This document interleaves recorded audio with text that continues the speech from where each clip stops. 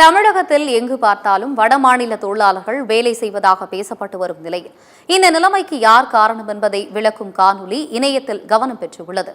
உள்ளூர் மக்கள் பொறுப்பற்ற நிலையில் செயல்படுவதால் தான் வெளியாட்கள் உள்ளே வந்துவிட்டதாக கட்டிட மேஸ்திரி போல் ஒருவர் நடித்து நிலைமையை எடுத்துரைத்துள்ளார்.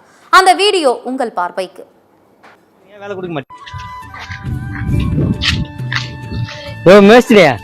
நீ பண்ணது உனக்கே நியாயமா இருக்கா? ஏன் நேத்தான் காலம் தள்ளி போட்டேன், தள்ளி போட்டு சாக்கு சுத்தி நூலை கட்டுறேன். நியாயமா தானே பண்றேன். அது இல்லையா, வெளியில இருந்து வந்த இந்திக்காரனுக்கெல்லாம் வேலை கொடுக்குற, என் உள்ளூர்காரனுக்கு ஏன் வேலை கொடுக்க மாட்டியா? யாருங்க? என் மச்சானுக்குடா. ஏய் நீ வாடா. என்னையா வாய் பேசி வாயில டக்குன்னு கை வைக்கிறா? அவனா ஒரு ஆள்னு சொல்லிட்டு அவனுக்கு பஞ்சாயத்து வந்துக்கிற. அப்படி என்ன பண்ண அவன்? வாரத்துல 7 நாளைங்க, 7 நாள்ல ஞாயிற்றுக்கிழமை லீவ் விட்டு போடுறேன். 6 நாள் வேலை நாள், அதுல 2 நாள் தான் வரான், மீதி நாள் போற லீவ் விட்டு போடுறான். கேட்டாக்கா எனக்கு வகுத்து வலின்னு சொல்றான். சாயங்காலம் பார்த்தா ஒயின் ஷாப்ல உட்காந்துக்கிறான். அப்புறம் யாரு வேலை கொடுப்பாங்க இவனுக்கு? நல்ல கொடுத்தன காரணமா போன வாரம் திங்கக்கிழமை ஏன் வரலன்னு கேளு. என்ன வரல? பெரிய பஸ் செத்துட்டாரு.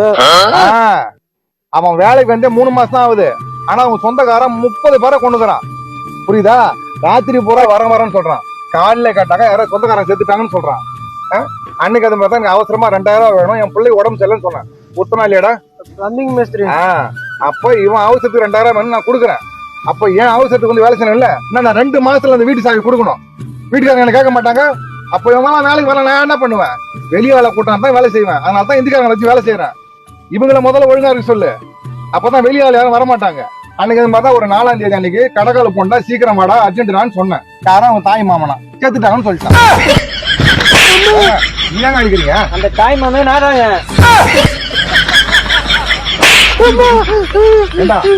அவரை கொண்டுட்டு அவரையே பஞ்சாயத்து கூட்டாதுக்கிறியா? ஏங்க இவன் திருந்த மாட்டாங்க. இவனை மாதிரி நிறைய பேர் சல்பட்டாக்காரங்க குடிக்கடையே கதையானுக்கிறானுவ.